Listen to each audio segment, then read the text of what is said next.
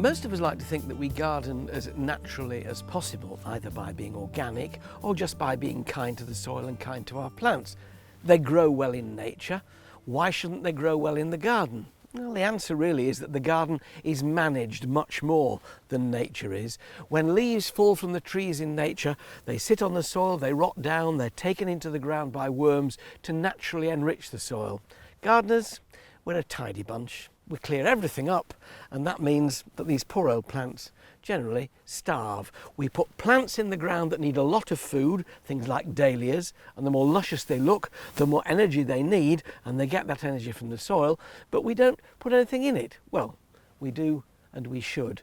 There are two distinct kinds of enrichment for garden soil. One is what you might call bulky, organic enrichment, like this.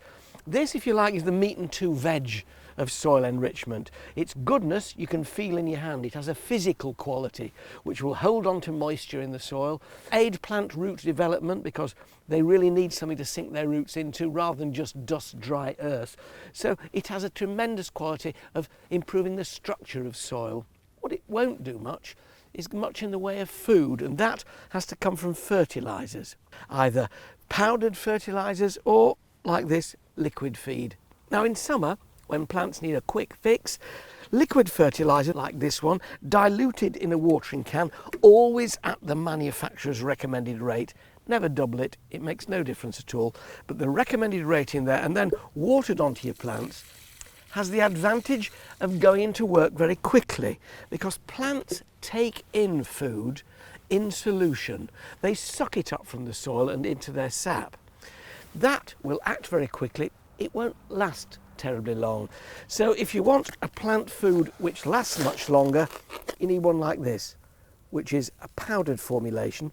This is blood, bone and fish meal. It's got the three main nutrients that plants need: nitrogen for leafy growth, phosphates for root growth, and potassium or potash to encourage flower and fruit development.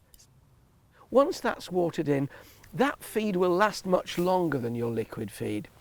But for big flowering plants like dahlias and anything that's got to put on a good show, a long-lasting food like this will keep releasing its nutrients during the course of the summer. You can sprinkle these pellets on by hand right the way around the plant, and as water falls on them, so gradually the nutrients will be dissolved in solution and taken up by the plant.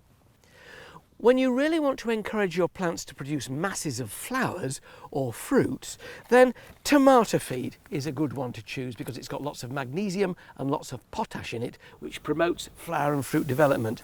This one can be diluted in water, and the great thing about plants is they can't read.